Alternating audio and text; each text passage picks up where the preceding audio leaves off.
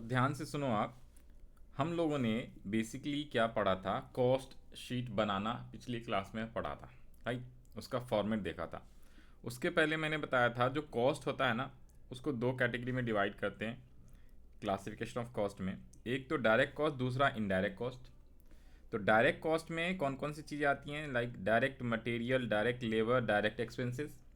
Indirect में indirect material, indirect labour, indirect expenses. इसका definition वगैरह नहीं आता है, ठीक है, बट मेनली क्या होता है, इसका मीनिंग कैसे होता है वो मैंने आपको बता दिया था।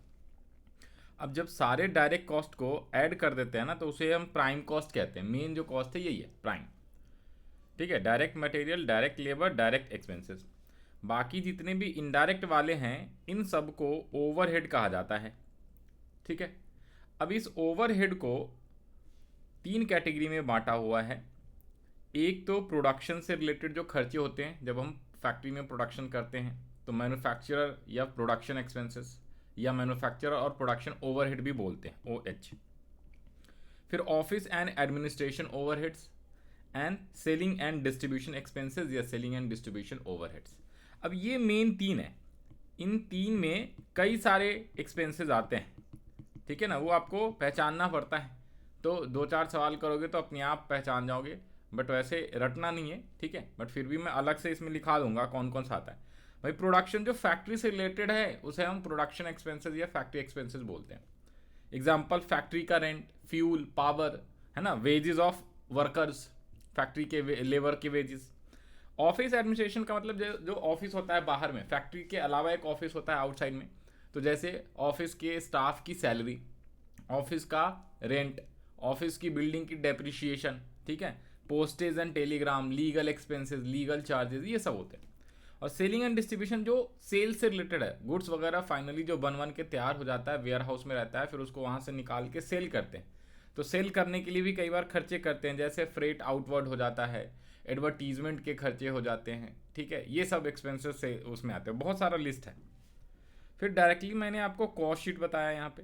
तो कॉस्ट शीट का फॉर्मेट कुछ ऐसा होता है। सबसे पहले कॉस्ट शीट ऊपर में लिखते हैं, और यहाँ पे लिखना होता है पर्टिकुलर्स, और दो कॉलम बनता है। कई बार एक कॉलम से ही काम चला सकते हैं। अगर कॉस्ट पर यूनिट पूछेगा तभी ये दूसरा कॉलम बनाना है, नहीं तो सीधा सीधा टोटल कॉस्ट बनना है।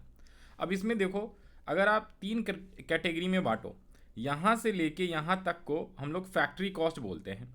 फिर जब एडमिनिस्ट्रेशन वाला जोड़ देते हैं बेसिकली, तो ये आपका ओपनिंग एंड फिनिश गुड्स भी जोड़ दो तो कॉस्ट ऑफ गुड्स सोल्ड हो जाता है, ये सेकेंड वाला पोर्शन। और लास्ट में सेलिंग डिस्ट्रीब्यूशन जब ऐड कर दोगे, प्रॉफिट ऐड कर दोगे, तो सेल्स आ जाएगा। तीन पार्ट में हमने नॉर्मली याद करने के लिए कैटेगराइज कर लिया आसानी के लिए। तो जब आप डायरेक्ट वाले तीनों ऐड करते हो, डायरेक्ट मटेरियल, डायरेक्ट लेबर और डायरेक्ट वेजेस, तो ये प्राइम कॉस्ट कहलाता है। इसमें फैक्ट्री जो है ना, तीन ओवरहेड्स होते हैं। फैक्ट्री ओवरहेड जोड़ा तो फैक्ट्री कॉस्ट, फिर उसके बाद एडमिनिस्ट्रेशन ओवरहेड जोड़ा तो कॉस्ट ऑफ प्रोडक्शन, और लास्ट में सेलिंग डिस्ट्रीब्यूशन जोड़ा तो कॉस्ट ऑफ सेल्स हो जाता है, फिर प्रॉफिट जोड़ के सेल। अब इसमें एक्स्ट्रा चीज़ें आती हैं, कौन, ये तीन, ये रॉ मटेरियल से रिलेटेड होते हैं। रॉ मटेरियल तीन टाइप के होते हैं, रॉ मटेरियल कह रहा हूँ, मटेरियल तीन टाइप के होते हैं। एक होता है रॉ मटेरियल, WIP और फिनिश गुड्स, ठीक है। इसके बारे में यहाँ पे बताया था। मटेरियल जो स्टार्टिंग में होता है रॉ मटेरियल होता है, जो आधा काम हो रखा है कुछ काम बचा है ऐसा कह सकते हो, WIP। और फिनिश गुड्स हो जाता है, तो फिनिश गुड्स नीचे में आएगा। यहाँ पे ओपनिंग क्या कहते हैं, रॉ मटेरियल का चेंज आता है, और यहाँ पे आता है ओपनिंग, ये WIP है, यहाँ पे रॉ मटेरियल का opening plus purchase minus closing. इसको बेसिकली मटेरियल कंज्यूम्ड भी बोला जाता है। बस इतना ही, और कुछ नहीं है। एक सवाल भी हमने करा था, आज हम एक क्वेश्चन और करेंगे, अपने आप सारी चीज़ें क्लियर हो जाएंगी। तो देखो ज़रा, यहाँ पे एक क्वेश्चन है, एकदम आसान सा, छोटा सा है, और आसानी से होगा, साथ साथ करेंगे दोनों जन, एकदम आराम आराम से, कोई दिक्कत नहीं। तो प्रॉब्लम 1.3 में कह रहा है, from the following particulars prepare cost sheet या फिर कॉस्ट स्टेटमेंट, एक ही बात होती है, ओके। अब इसमें क्वेश्चन में कह रहा है आपसे, एक तो स्टॉक है, दूसरा भी स्टॉक है। एक स्टॉक है 1 जनवरी 2013 का, दूसरा स्टॉक है 31 जनवरी 2013 का। तो सर ये ना यहाँ पे गलती दिया हुआ है, ये 31/12 होना चाहिए, ठीक है। 1 जनवरी 2013 एंड 31 दिसंबर 2013, या फिर ऐसा भी लिखा हो सकता है 1 अप्रैल 2013 एंड 31 मार्च 2013, ठीक है। तो अप्रैल बोले या जनवरी से दिसंबर बोले कोई बात नहीं, मेनली पहचानना है आपने ये जो दोनों हैं, ये जो अपने पास ये जो दोनों हैं रॉ मटेरियल और फिनिश गुड्स, ये दोनों ओपनिंग स्टॉक है, और ये जो दोनों क्लोजिंग का है इसे हम लोग क्लोजिंग स्टॉक बोलेंगे। अब इसमें रॉ मटेरियल का दिया है और फिनिश गुड्स का दिया हुआ है, WIP नहीं दिया हुआ है। कई बार इसी में WIP भी लिख सकता है, WIP मतलब वर्क इन प्रोग्रेस। हाँ, तो यहाँ पे नहीं दिया, अच्छा नीचे दे दिया, ओके कोई बात नहीं, नीचे दे दिया। अच्छा ये भी ठीक है, ये डेट भी ठीक है, एक्चुअली में ये मंथ वाइज बना रहा है, ये 1 जनवरी का है और 31 जनवरी का है, तो कोई फर्क नहीं पड़ता, मतलब ये ओपनिंग है ये क्लोजिंग है, तो ये एक महीने का कॉस्ट शीट है, कोई दिक्कत नहीं। ईयरली भी दे सकता है, मंथली भी दे सकता है, तो ये है ठीक है। तो यहाँ पे उसने WIP ओपनिंग क्लोजिंग भी दे दिया, ये ओपनिंग है और ये क्लोजिंग है, ठीक है। और एक अलग से परचेज ऑफ रॉ मटेरियल भी दिया है। Sir purchase of raw material कहाँ पे आता है? तो परचेज ऑफ रॉ मटेरियल इस पे आएगा, किस पे? रॉ मटेरियल के साथ आता है sir, opening plus purchase plus और minus closing of raw material करते हैं। और फिनिश गुड्स का opening closing, opening always plus closing always minus, इसका ओपनिंग प्लस इसका क्लोजिंग माइनस, ठीक है ना। ये हमने फॉर्मेट में देखा था, कहाँ पे? बिल्कुल सही जवाब। रॉ मटेरियल के साथ में एक एक्स्ट्रा चीज आ जाती है ना भाई, ओपनिंग प्लस तो हो ही रहा है, एक परचेजेस भी प्लस हो जाता है और closing minus, that is called raw material consumed, ठीक है। इसमें भी वही है ना भाई, ओपनिंग प्लस क्लोजिंग माइनस, लेकिन परचेजेस है तो उसे भी ऐड, लेकिन WIP वगैरह का परचेज नहीं होता, ठीक है। फिक्स गुड्स का परचेज नहीं होता, क्योंकि यही तो हम बना रहे हैं, हम रॉ मटेरियल को परचेज करते हैं, ठीक है सर। बाकी सब आसान है, सेल्स दिया हुआ है, सेल्स सर पहले दे दिया है तो हम पहले लिखेंगे, आंसर इज नो, सबसे लास्ट में लिखना होता है सेल, ऊपर नीचे दे दिया। फिर कह रहा है डायरेक्ट वेजेस है, फैक्ट्री के एक्सपेंसेस है, ऑफिस के एक्सपेंसेस है, सेलिंग के एक्सपेंसेस, अरे सर इस बार तो आसान दे दिया, सीधा सीधा है। ऑफिस एडमिनिस्ट्रेशन वाला ये है, सेलिंग डिस्ट्रीब्यूशन वाला ये दोनों आ जाएगा, और फैक्ट्री के एक्सपेंसेस ये है, और ये डायरेक्ट वेजेस क्या है? तो ये डायरेक्ट वेजेस आपका आ जाएगा कौन सा? प्राइम कॉस्ट के अंदर, मटेरियल और वेजेस। तो आ जाओ, पहले में साथ साथ बनाएंगे फॉर्मेट और आपको सब चीज़ें समझ में आएंगी एकदम। तो पहले एक यहाँ पे हम लोग लिख लेंगे आंसर सॉल्यूशन,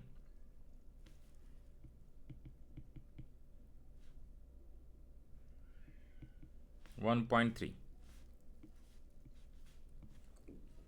फॉर्मेट बना लो कॉस्ट शीट का।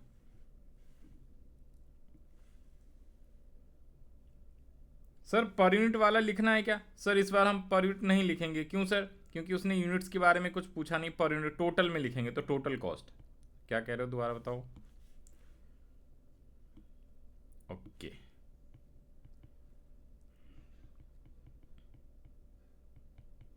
Total cost particulars. तो सबसे पहले हमने जैसी क्वेश्चन पढ़ा अपने पास समझ में आ गया कि सर डायरेक्ट मटेरियल का ओपनिंग क्लोजिंग है, रॉ मटेरियल का भी है, WI का भी है, और आपका फिनिश गुड्स का भी है। तो यहाँ पे लिख लेंगे क्या? डायरेक्ट मटेरियल होता था, तो एक्चुअली में डायरेक्ट मटेरियल कंज्यूम्ड बोलते हैं उसको।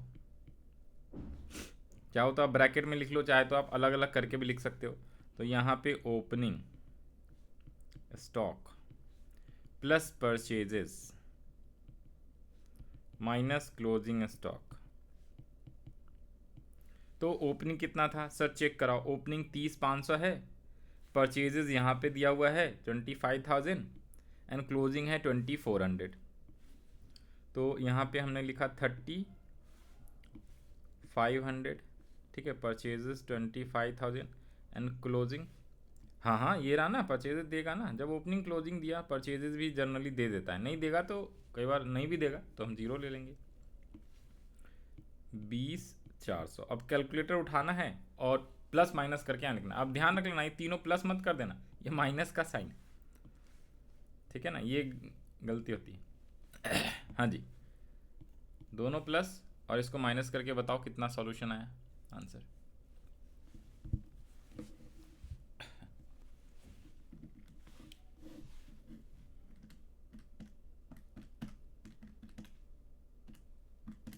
कैलकुलेटर अलाउ है तो कैलकुलेटर से आपने कैलकुलेट करना है, हाथ रफली मत करना। 35,100, गुड। तो डायरेक्ट मटेरियल हो गया। अब हमें क्या लेना है? डायरेक्ट वेजेस या फिर लेबर चार्जेस भी दिया रहेगा। डायरेक्ट लेबर या डायरेक्ट वेजेस एक ही बात होती है। फिर डायरेक्ट एक्सपेंसेस, ये तीनों डायरेक्ट वाला लेना होता है, और जो आता है उसे हम लोग बोलते हैं प्राइम कॉस्ट। तो प्राइम कॉस्ट निकालना सबसे आसान है, यहाँ तक कुछ मुश्किल होनी नहीं चाहिए। अब चेक करो क्वेश्चन में, सर डायरेक्ट वेजेस है? हाँ सर, हाँ डायरेक्ट वेजेस ये रहा। लेकिन सर डायरेक्ट एक्सपेंसेस है क्या? There is no direct expenses. तो नहीं है तो हम छोड़ देंगे, सिर्फ वेजेस लिख लेंगे 20,400।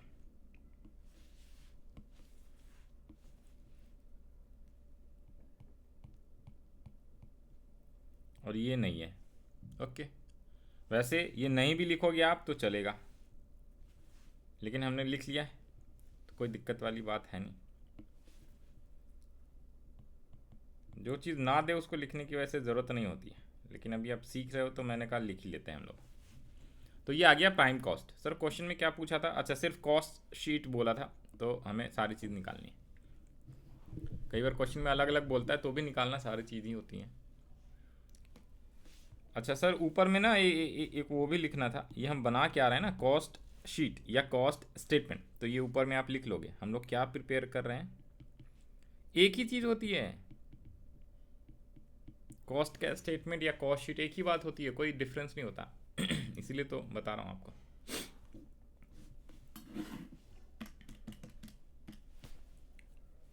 तो अपना प्राइम कॉस्ट आ गया। अब देखो भाई, प्राइम कॉस्ट जैसी आएगा ना, अब याद करो ना, ये भाई प्राइम कॉस्ट आ गया, प्राइम कॉस्ट आ गया तो फिर फर्दर क्या, ये तीन कॉस्ट जोड़ना होता है, बस दैट्स इट। ये तीन ही चीज़ होती हैं, मतलब ओवरहेड वाले सारे को तीन में बांट दिया है ना। इनडायरेक्ट वाले का कुछ चक्कर ही नहीं, ये ओवरहेड है सारे तीनों, तो इसको अलग अलग हेडिंग के अंदर करना होता है बस।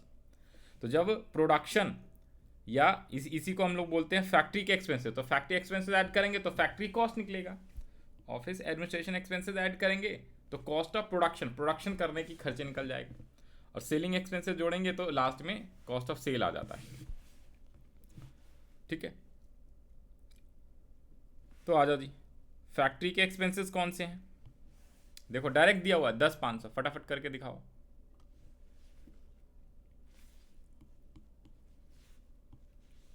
दिख रहा है? बस कर दो। हाँ, फैक्ट्री एक्सपेंस, वर्क एक्सपेंस एक ही बात होती है, इसीलिए तो फैक्ट्री कॉस्ट या वर्क कॉस्ट बोलते हैं। लिखा फैक्ट्री कॉस्ट।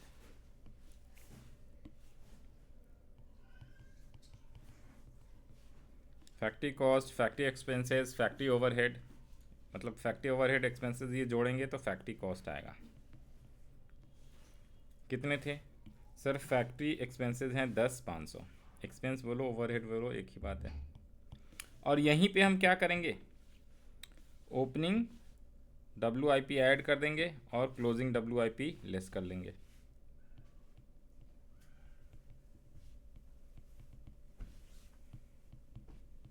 हाँ जी,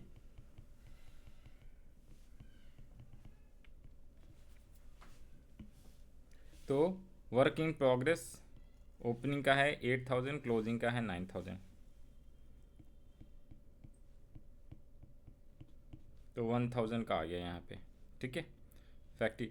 अब ये अपना क्या हो जाएगा, नीचे में आ जाएगा फैक्ट्री कॉस्ट या वर्क कॉस्ट।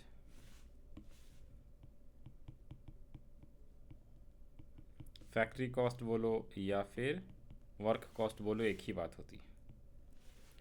ठीक है, अब ये देखो यहाँ पे हमने क्या किया ना, फैक्ट्री ओवरहेड जोड़ा, WIP ओपनिंग ऐड किया और क्लोजिंग लेस किया। तो आप डायरेक्ट ऐसे करके यहाँ पे फैक्ट्री कॉस्ट निकाल सकते हो, या फिर आप जो है ना ऐसे भी सॉल्व कर सकते हो। पहले इसे लिख दो 6,7,000। तो या तो आप इसको ऐसे भी लिख सकते हो, जैसे फैक्ट्री ओवरहेड जोड़ा तो ये आपका ग्रॉस फैक्ट्री कॉस्ट कहलाता है, और ये आपका नेट फैक्ट्री कॉस्ट कहलाता है। तो ये नहीं भी लिखोगे तो ज़्यादा बेटर है, कन्फ्यूजन की ज़रूरत नहीं है। ठीक है, यहाँ पे लिखना होता तो फिर इसको ऐड करके और फिर यहाँ पे लिखते। तो आप डायरेक्टली सीधा सीधा इसे मत लिखना, ठीक है, इसे भी मत लिखना, डायरेक्टली ये कर लो बस। ठीक है ना, ऐसे याद रहेगा, फैक्ट्री ओवरहेड के साथ में WIP आता है। जैसे फैक्ट्री कॉस्ट आया, फिर उसके बाद क्या आएगा भाई, फैक्ट्री ओवरहेड है ये ख़त्म, तो ऑफिस वाला आएगा, फिर सेलिंग वाला आएगा। तो ऑफिस वाला, next office and administration expenses या ओवरहेड कितने दिए हुए हैं, डायरेक्ट दिया हुआ है, सारे ऊपर से नीचे सब ऐड ही कर रहे हैं। सिर्फ closing stock of raw material, closing stock of WIP और closing stock of finish goods को लेस करते हैं, बाकी सब ऐड होता है। सब कॉस्ट हम निकाल रहे हैं ना, टोटल कॉस्ट, तो सबको ऐड करना है। ऑफिस एडमिनिस्ट्रेशन वाला कितना था, ये आपको याद करना पड़ेगा। क्वेश्चन बन, यही तो है फॉर्मेट, फॉर्मेट के अकॉर्डिंग बनाते हैं बस। ये लो भाई, पहले कौन आएगा, फैक्ट्री, फिर ऑफिस एडमिनिस्ट्रेशन और फिर सेलिंग आता है। यही तो कॉस्ट शीट है, ये आपको लर्न करना है ना। नहीं, यही तो मेन है। तो इसको जितने बनाओगे 2-4 सवाल तभी होएगा।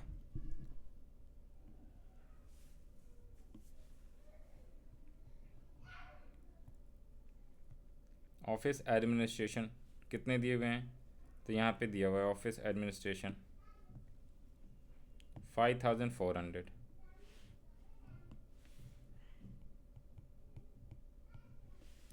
अब जब इसे ऐड कर लेंगे तो हमारा क्या निकल के आएगा, कॉस्ट ऑफ प्रोडक्शन।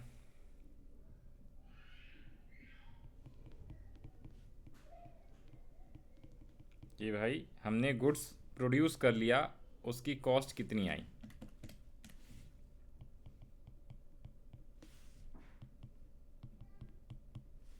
और जैसे ही कॉस्ट ऑफ प्रोडक्शन आया तो इसमें हम लोग ओपनिंग और closing, opening stock of finish goods,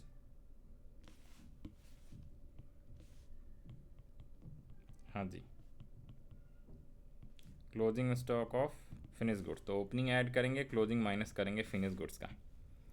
तो ये रहा, अरे कुछ गलती लिख दिया है, एक सेकेंड को, कुछ गलती लिख दिया है। ये फिनिश गुड्स का क्लोजिंग और ओपनिंग ये है, रॉ मटेरियल का क्लोजिंग ये था 48,500 था। यहाँ पे ना ये ज़रा ठीक कर लो, यहाँ पे हमने टोटलिंग में भी गलती किया हुआ है क्या, अरे यार ये ठीक कर लेना प्लीज़। ये closing stock of raw material, ये देखो ना यहाँ पे, ये बस गलती नहीं है, अमाउंट गलती लिखा हुआ है और कुछ नहीं। ये जो रॉ मटेरियल का क्लोजिंग था ना वो 48,500 था, तो यहाँ पे 48,500 लिखेंगे और इसको टोटल करके बताना कितना है, 30,500 प्लस 25,000 माइनस 48,500। सब सही है, बस अमाउंट वो हो गया है। फिर इसमें आप क्या करोगे, 20,400 प्लस करो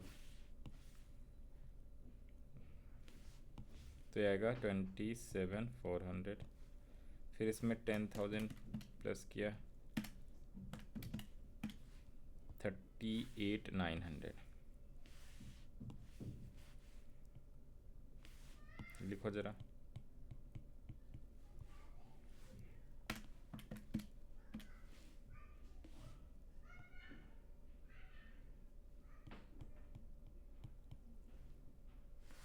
अब ओपनिंग कितना है फिनिश गुड्स का 2400 एंड क्लोजिंग 10,000, सही से देख लो। तो 2400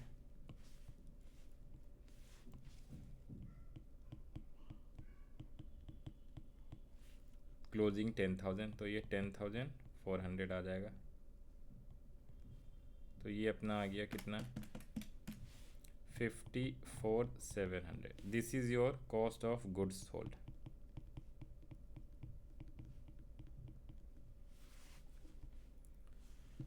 करा यहाँ तक या नहीं करा?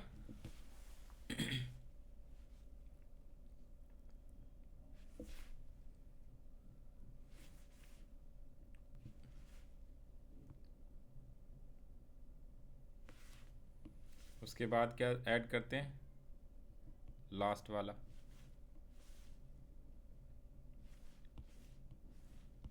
सेलिंग एंड डिस्ट्रीब्यूशन,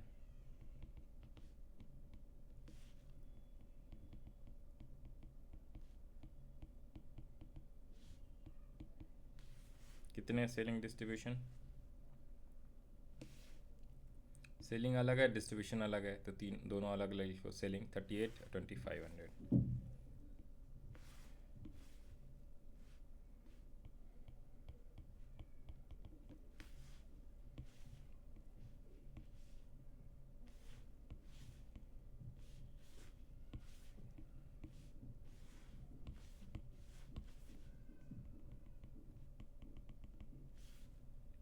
ये जो ऐड होके आया इसे हम कॉस्ट ऑफ सेल बोलते हैं, और इसमें अपना प्रॉफिट ऐड होता है तो सेल आ गया बस। तो सेल दिया होएगा, प्रॉफिट डिफरेंस से आ जाएगा। तो ये कितना आ गया? 3825। बताओ भाई कितना आया जोड़ के? सेल्स यहाँ पे गिवन था 95,000। एक बार दोबारा से मिला लें, सही से आया नहीं। 59 आ रहा है, 52,700 है। 52,700 कैसे? 54 38 प्लस 38,900 प्लस 5,400 37,800 27। टोटलिंग में गलती कैसे? 27,400 है ये, ठीक है। इसमें 10,500, 37,900, 1,000 WIP नहीं लिया इसने है। ओपनिंग ये रहा ना, 8 और 9, 36,900 आया वर्क कॉस्ट, 36,900। ओके, ये देखो यहाँ पे ये माइनस का है ना, तो ये टोटलिंग में भी गलती है। 36,900 प्लस माइनस बस ध्यान रखना है और कुछ नहीं। कैलकुलेटर यूज़ करो। हाँ भाई, प्रैक्टिस करेंगे तो हो जाएगी आसान, थोड़ा सा वो स्टार्टिंग में वैसे लगेगा।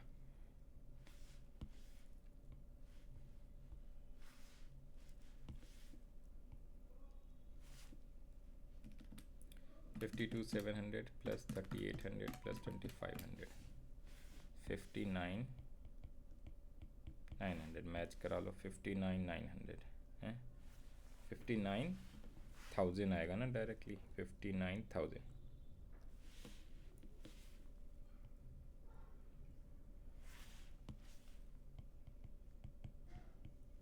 और 95 है तो इसमें 95,000 का डिफरेंस ले लो तो 36,000 आपका प्रॉफिट आ जाएगा। ये बैलेंसिंग फिगर से आ गया डिफरेंस। ये आपकी बनी पूरी की पूरी कॉस्ट शीट या कॉस्ट स्टेटमेंट। हाँ भाई बताओ यहाँ पे क्या दिक्कत है? टोटलिंग में वो अमाउंट एक तो गड़बड़ लिख लिया था हमने, इसलिए अलग अलग टोटलिंग हो गया। और यहाँ पे ओपनिंग क्या है? 8 है, क्लोजिंग 9,000 है, तो ये ब्रैकेट मतलब ये 1,000 एक्स्ट्रा माइनस वाला आ गया, तो इसलिए यहाँ पे इसको माइनस करना है बस। हाँ जी बताओ आया समझ में कि नहीं आया?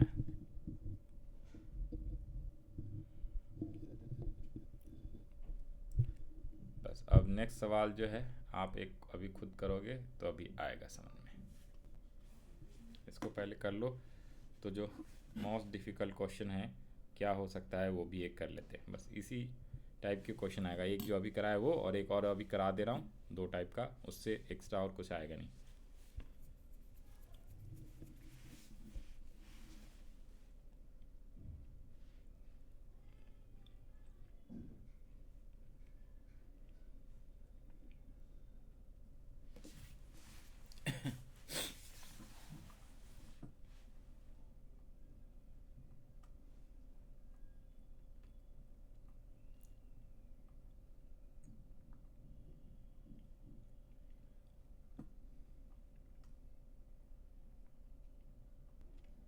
हो गया?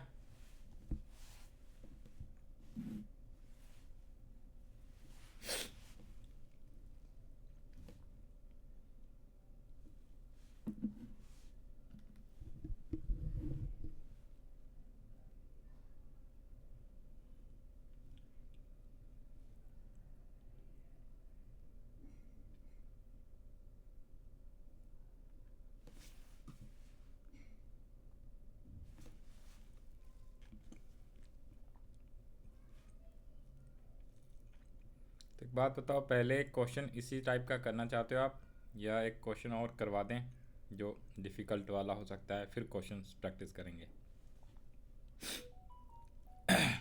ठीक है, तो सर एक आसान वाला और करा दो, फिर उसके बाद टफ वाला एक करा देना। देखो ये एग्ज़ाम में क्वेश्चन आया हुआ है बीकॉम केरला के एग्ज़ाम में। Illustration 1.5, from the following information prepare cost sheet to show prime cost, work cost. Sir work cost को ही फैक्ट्री कॉस्ट बोलते हैं। फिर है cost of production, cost of sale and then profit. 5 चीज़ें बतानी है। क्वेश्चन में क्या कह रहा है? Raw material consume. अरे सर इस बार डायरेक्ट दे दिया है, ओपनिंग क्लोजिंग का कोई दिक्कत है नहीं। कैरीज ऑन परचेज, और ये सर ये क्या है? Carries on purchase. फिर है direct wages, factory overhead, selling overhead and office. Sir ये तीनों चीज़ें अलग से दे दिया है, कोई दिक्कत नहीं। नीचे सेल्स भी दिया हुआ है, sale of factory scrap, factory के जो स्क्रैप हैं उसको हमने सेल कर दिया। Opening stock of finish goods है, closing stock of finish goods है।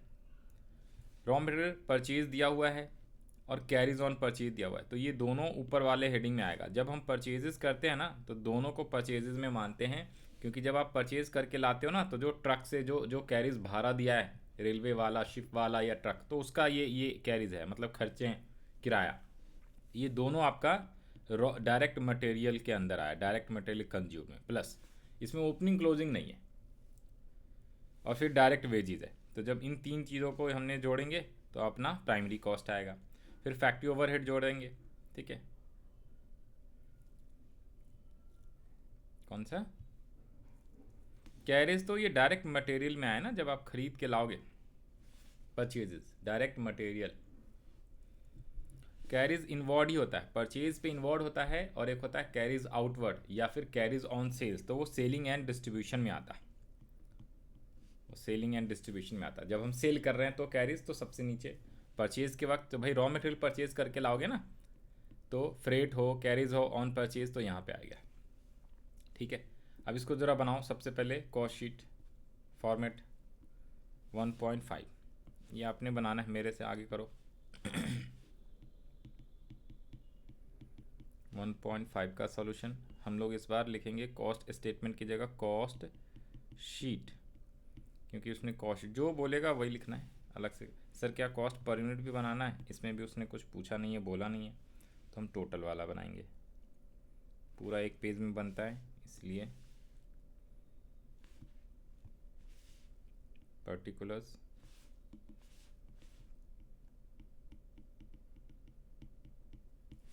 ये रुपीज़ का सिंबल, ये है अपना टोटल कॉस्ट। तो सबसे पहले क्या आता है बताओ भाई?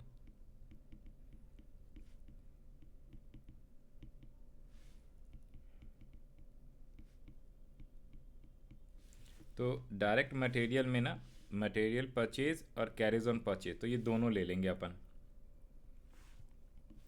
तो raw material purchase, opening closing नहीं है, होता तो ओपनिंग प्लस करते और क्लोजिंग माइनस करते, और ये क्या है? Carries on purchase.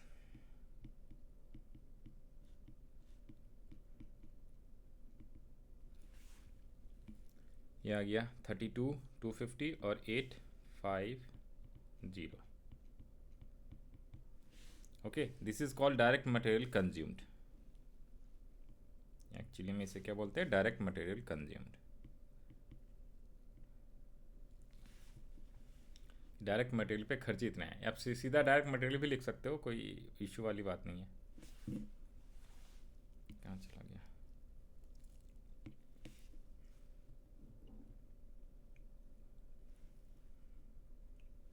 Direct labour कितना दिया हुआ है? सर डायरेक्ट लेबर बोलो या डायरेक्ट वेजेस एक ही बात होती है, 18,450। तो डायरेक्ट लेबर या फिर डायरेक्ट वेजेस 18,450। क्या सर डायरेक्ट एक्सपेंसेस है? Answer is no. Direct expenses नहीं तो यही अपना प्राइम कॉस्ट हो जाएगा। प्राइम कॉस्ट तक तो कोई दिक्कत नहीं आनी चाहिए, right?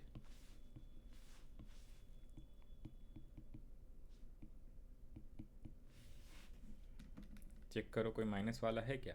Closing stock of raw material है नहीं, वही होता है माइनस वाला।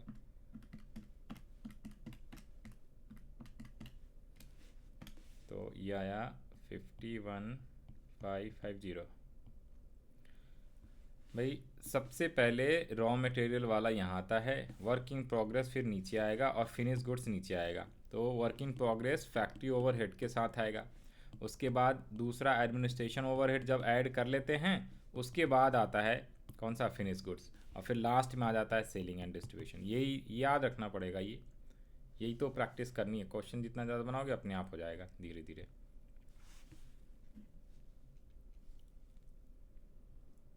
यहाँ पे वो ओपनिंग क्लोजिंग रॉ मटेरियल वाला आ गया, मटेरियल के साथ प्राइम कॉस्ट आ जाएगा। फिर जैसे ही फैक्ट्री ओवरहेड लिखेंगे तो उसी के साथ WIP आता है, फैक्ट्री वाले के साथ। फिर जाके फैक्ट्री कॉस्ट या वर्क कॉस्ट आ जाता है। W for WIP and W for work cost यानी फैक्ट्री कॉस्ट। अब इसके बाद फैक्ट्री ओवरहेड कितना है, तो ये रहा फैक्ट्री ओवरहेड 2750। कोई WIP है नहीं तो आसान हो गया। फैक्ट्री ओवरहेड कितने थे, 2750। तो ये अपना क्या कहलाया, फैक्ट्री कॉस्ट या work cost, work over factory cost, है ना। देखो यहाँ पे वर्क कॉस्ट पूछा था, इसी को हम लोग फैक्ट्री कॉस्ट बोलते। तो दो अपना पोर्शन निकल गया, इसको मैच भी करा लेंगे।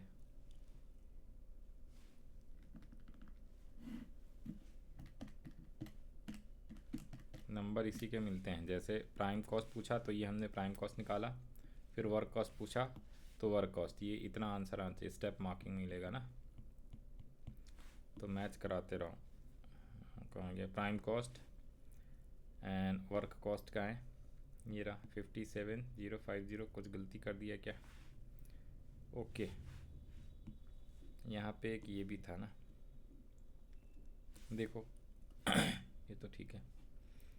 यहाँ पे ना नीचे एक दिया हुआ है आपका, ये है new point, sale of factory scrap. भाई कौन सा स्क्रैप है बताना, फैक्ट्री का है, ऑफिस का है या सेलिंग का है। देखो लिखा हुआ है क्या है, ये फैक्ट्री का, और ये क्या है, सेल किया है, सेल। भाई स्क्रैप का मतलब कई बार क्या होता है, फैक्ट्री में जब हम प्रोडक्शन कर रहे हैं ना, भाई सुनो, फैक्ट्री में प्रोडक्शन वगैरह अगर हम कर रहे हैं, मान लो कोई ख़राब सामान निकल गया या वेस्टेज निकल गया, वेस्टेज समझते हो ना, वेस्टेज। भाई रॉ मटेरियल लगाया, कुछ वेस्ट हो गया, तो उस वेस्टेज को हम क्या करते हैं, बेच देंगे, कम दाम पे बिक जाता है ना भाई, कुछ ना कुछ पैसे रिकवर हो जाए।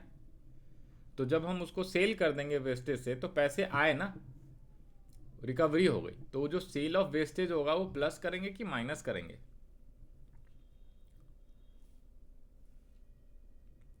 हाँ। तो सेल हो गया तो क्या ये प्रोडक्शन के खर्चे में आया, मतलब कि भाई जो रॉ मटेरियल हमने खरीद के लाया ना वो कॉस्ट आया, तो हाँ, जो वेस्टेज निकला उसको हमने सेल करके अपना पैसा रिकवर कर लिया, सेल कर दिया, तो इसलिए वो माइनस में आना है। ये प्रोडक्शन के कॉस्ट में ऐड नहीं होएगा। प्रोडक्शन जो हम कॉस्ट शीट निकाल रहे हैं, मतलब कि अगर भाई हमारा अगर बिस्किट्स बना रहे हैं अपन, तो बिस्किट में क्या क्या खर्चे आए सारे ऐड कर दो। अब इसमें से कोई बिस्किट का कोई वेस्टेज निकल गया, इसको बेच दिया, तो ये तो पैसे रिकवर कर लिए ना हमने।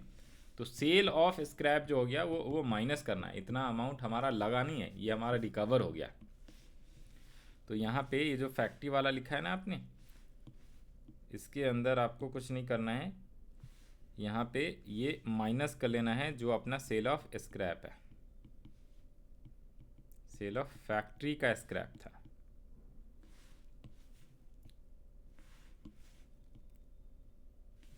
तो ये था 250 था क्या, 250, ठीक है। ये माइनस करना है, या तो ब्रैकेट लगा लो और फिर यहाँ पे टोटल करके बता दो, ठीक है। कितना आया बताओ, बोलो। हाँ शुभम, कैलकुलेटर नहीं है, नालायक भाई, इसीलिए तो वो नहीं बनता ना प्रैक्टिस।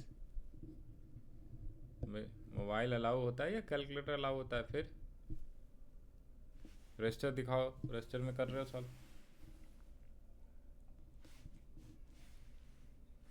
तो पहले तो यहाँ बताओ वर्क कॉस्ट के बाद हम लोग क्या ऐड करते हैं?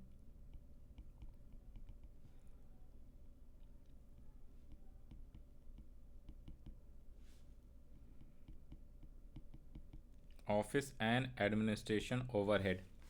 तो क्वेश्चन में भाई अलग होगा, ऑफिस फैक्ट्री सेम कैसे होएगा? ऑफिस एंड एडमिनिस्ट्रेशन, हाँ। तो ऑफिस का यहाँ दिया हुआ है, ऑफिस बोले ऑफिस एडमिनिस्ट्रेशन बोले, ठीक है। कई बार अलग अलग देगा तो दोनों एक ही साथ लिखना है। तो 1850, और जब इसको ऐड कर देते हैं तो ये हमारा कहलाता है कॉस्ट ऑफ प्रोडक्शन। कि भाई जो हमने गुड्स प्रोड्यूस करा है ना, उसकी कॉस्ट कितनी आ गई यहाँ तक। भाई ऑफिस के खर्चे को मिला के कॉस्ट ऑफ प्रोडक्शन बोलते हैं। और जैसे ही इसमें फिनिश गुड्स का ओपनिंग क्लोजिंग ऐड करते हैं, opening stock of finish goods, closing stock of finish goods को माइनस करना है, तो वो हमारा कॉस्ट ऑफ गुड्स सोल्ड आ जाता है। वो गुड्स जिसको मार्केट में बेच रहे हैं उसकी कितनी कॉस्ट। तो ऑफिस एडमिनिस्ट्रेशन कितने थे? 1850, तो इसे ऐड करना था ना, 54050 प्लस 1850, तो ये आएगा आपका 55,900। ओपनिंग स्टॉक को ज़रा ऐड कर लो, 9750 एंड 9750, नहीं 9750 था शायद, 9750, हाँ 9750 और 11,100। अब ध्यान रख लेना इसमें ये माइनस वाला है, ये प्लस वाला है। तो 9750 को प्लस करो, 11,100 को माइनस करना है, तब जाके ये 54,550 आएगा। ठीक है, ये ध्यान रख लेना, ये माइनस वाला है,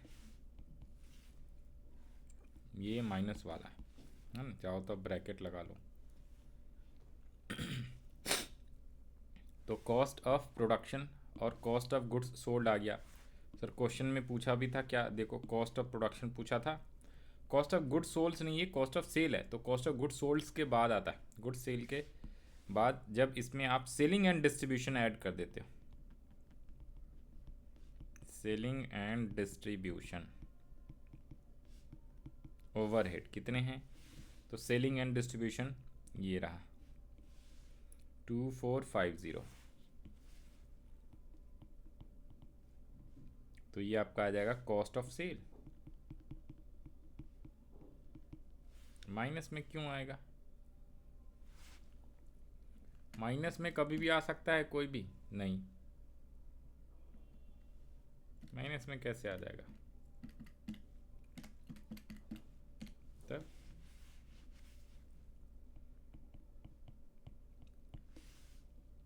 कॉस्ट ऑफ सेल जैसे आया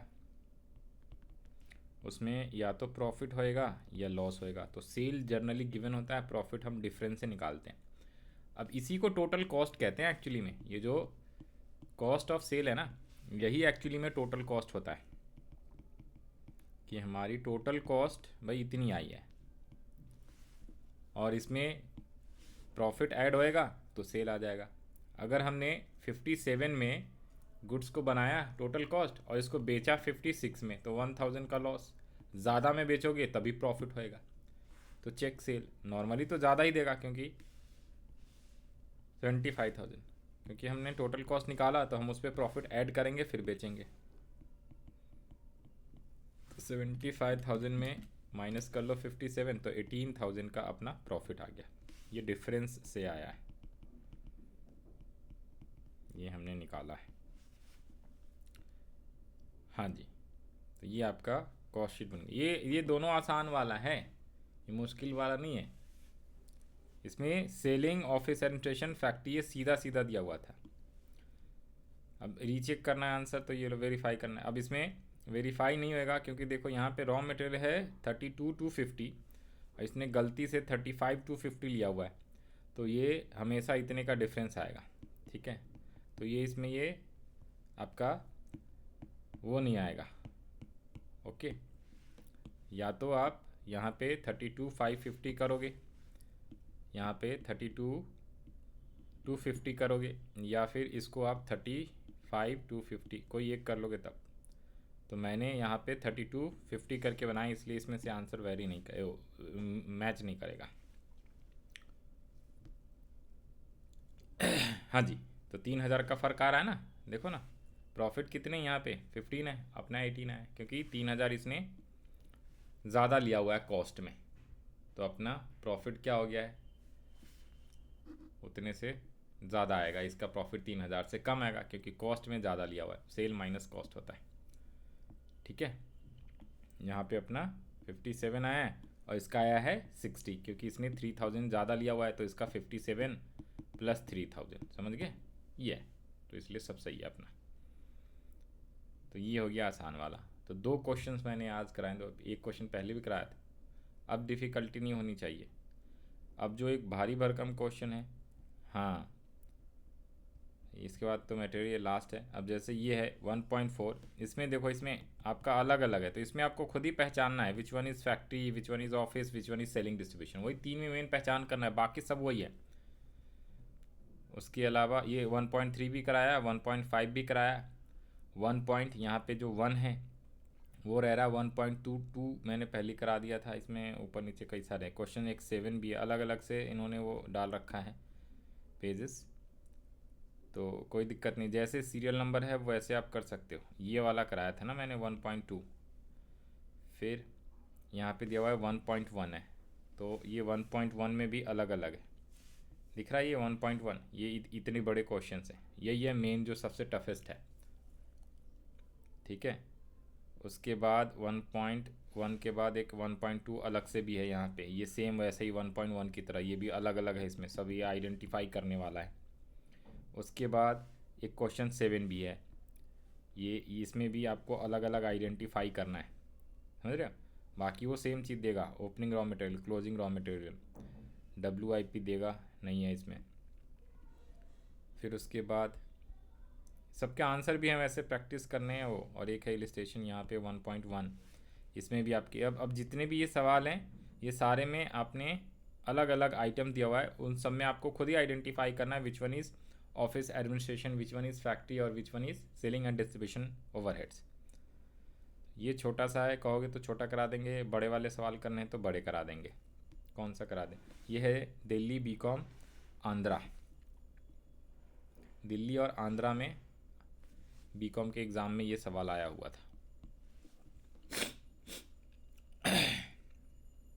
कौन सा करवाना चाहते हो बताओ, ये सारे अब एक ही जैसा है, एक करा देंगे तो आपको सब समझ में आ जाएगा। हाँ जी,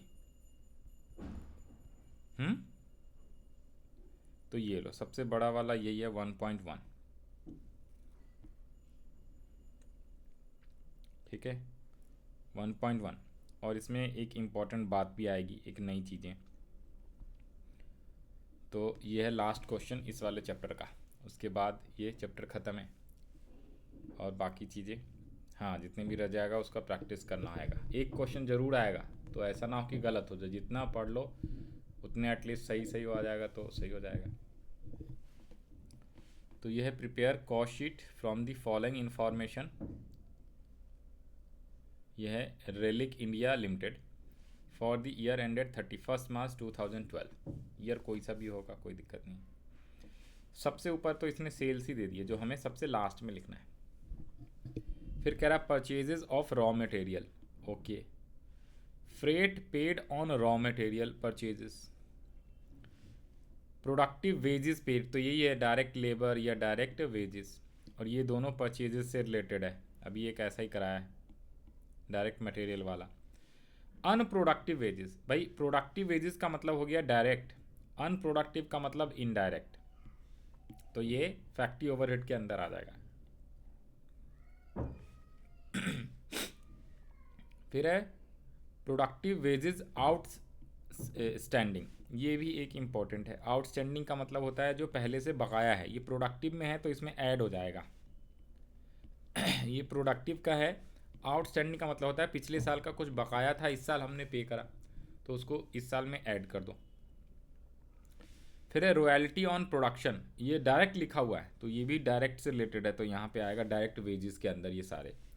दिस इज डायरेक्ट वेजेस या direct labour, direct wages, direct wages prime cost वाले में।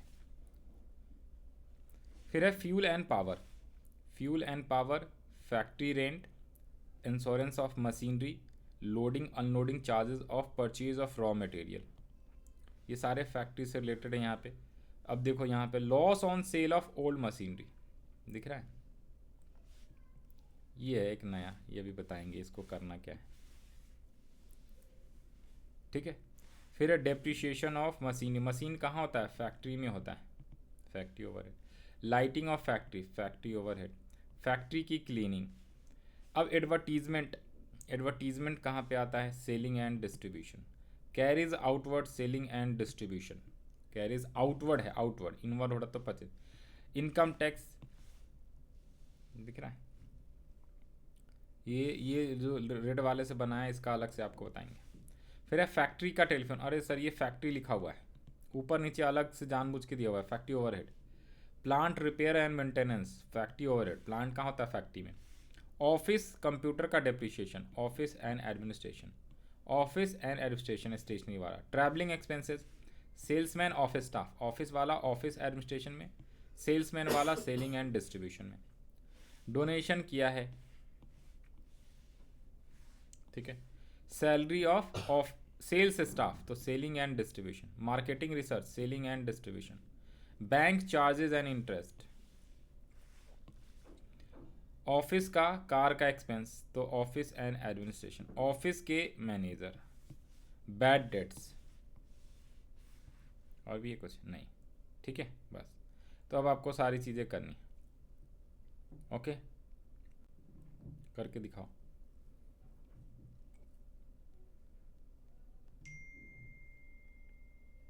ये जो मैंने पांच पांच लिखा है ना, पांच हेडिंग कराया ना, loss on sale of all machinery, income tax, donation, bank charges, bad debts, नीचे लिखा हुआ भी है क्या, bank charges, donation, income tax, sale, है ना। हमने पांच करें, इसमें चार क्यों हैं, एक कौन सा छूट गया, bad debts, okay. Bad debts अपना नुकसान हो गया ना, ठीक है। इन बैड डेट्स भी तो आने चाहिए थे, बैड डेट सेलिंग डिस्ट्रीब्यूशन में डाला होगा, ठीक है करो। अब हो जा शुरू, स्टार्टिंग, फॉर्मेट बनाओ।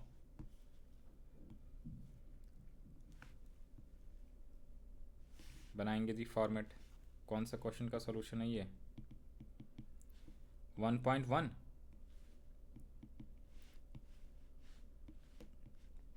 1.1 ये रहा ना।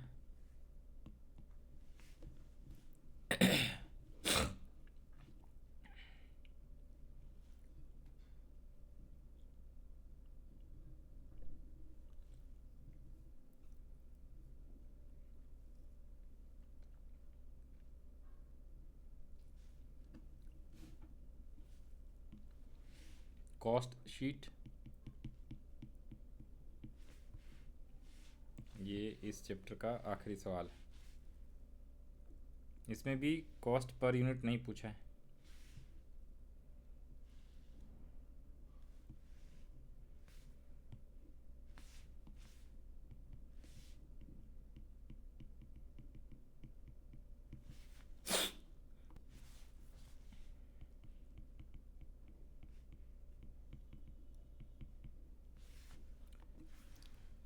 तो इस वाले क्वेश्चंस को हमने सॉल्व कर लिया ना, ये जो था अपना एग्जांपल, ठीक है।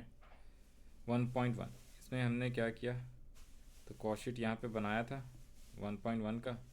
तो डायरेक्ट मटेरियल कंज्यूम में opening stock of raw material है नहीं, क्लोजिंग है नहीं, परचेजेज हमने लिखा, फिर जो freight paid on raw material purchase लिखा है, रॉ मटेरियल परचेज पे फ्रेट है ना, रॉ मटेरियल परचेज पे फ्रेट, और ये तो ये दोनों लिया, और उसके अलावा एक एक्स्ट्रा, ये वाले बच्चे भूल जाएंगे कौन से, तो एक नीचे में यहाँ पे दिया हुआ है, कौन सा, कहाँ गया, परचेजेज ऑफ रॉ मटेरियल ये भी दिया है ना, लोडिंग अनलोडिंग चार्जेस, तो ये भी उसी में लिखना है, ठीक है।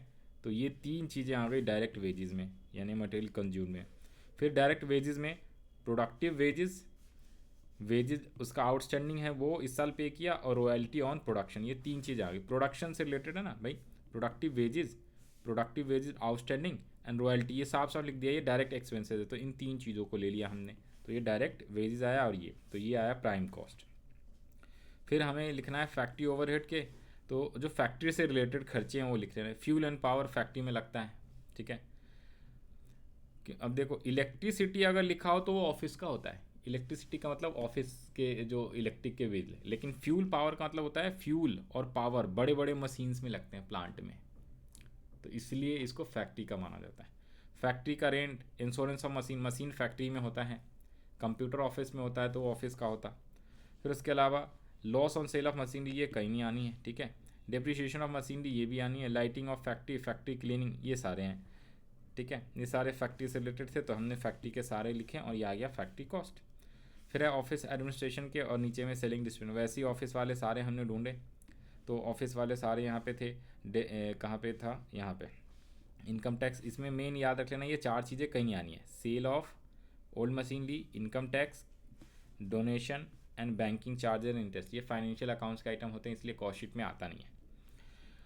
हाँ जी, ऑफिस एडमिनिस्ट्रेशन वाला तो जैसे एडवर्टीजमेंट के खर्चे, नहीं एडवर्टीजमेंट तो सेलिंग में आ गया ना, एडवर्टीजमेंट कहाँ, ऑफिस से related, office stationery, office computer का depreciation, travelling expenses of office का स्टाफ, और क्या था, expenses of office car and office manager, sir यही पांच है ऑफिस वाले, ये ऑलरेडी लिखाया था। तो ये हमने पांचों ऐड किया, तो cost of production, selling and distribution के बाकी सारे आ गए। बैड डेट्स भी ध्यान रख लेना है, सेलिंग डिस्ट्रीब्यूशन में आता है। मार्केटिंग रिसर्च भी सेलिंग डिस्ट्रीब्यूशन में आता है। कैरीज आउटवर्ड, ये भी यहाँ पे आएगा। और इस बार जो है टोटल कॉस्ट ऑफ सेल को ही बोलते हैं। सेल प्राइस दिया हुआ है 350 लैक्स, एंड टोटल कॉस्ट आया है 3,52,190। तो इसका डिफरेंस निकालेंगे भाई, कॉस्ट आया है 352,190 और हम बेच रहे हैं 350 में, तो 2,190 का इस बार लॉस आ गया, ठीक है। कॉस्ट ज़्यादा लगा, सेल कम है, तो इसलिए ये लॉस होगा। कॉस्ट जितना लगा उसके ज़्यादा, अगर ये 70 होता तो बाकी का प्रॉफिट आता। और ये नोट लिख दिया हमने कि दीज आर फाइनेंशियल एक्सपेंसेस, इसलिए हमने कॉस्ट शीट में कंसिडर नहीं करना। चार चीज़ें, donation, sale of old machinery, income tax और बैंक चार्जेस एंड इंटरेस्ट, ठीक है। तो ये चीज़ें, यही आपका सोल्यूशन हो गया इस सवाल का, बस ख़त्म। ये जो डिफ़िकल्टी था यही था, ऐसा ही दो चार और सवाल हैं ये सब भी, तो उसको आप कर सकते हो, कोई दिक्कत नहीं है, ठीक है। एक बार प्रैक्टिस करना है, 3-4 बचे हैं शायद, वो चारों आपको करके रखना है कल। जो आसान वाला था वो सारे करा दिए 3-4, वैसे क्वेश्चन एग्ज़ाम में आसान वाला ही आएगा, मुश्किल वाला आने के चांसेस नहीं है, क्योंकि मुश्किल वाला आएगा बहुत लंबा सवाल हो जाएगा, तो वैसा आएगा नहीं, तो नॉर्मल वाला आ सकता है, या जो छोटा क्वेश्चन है वही आएगा, ठीक है। तो ये आपका ये वाला कॉस्ट शीट ख़त्म होता है।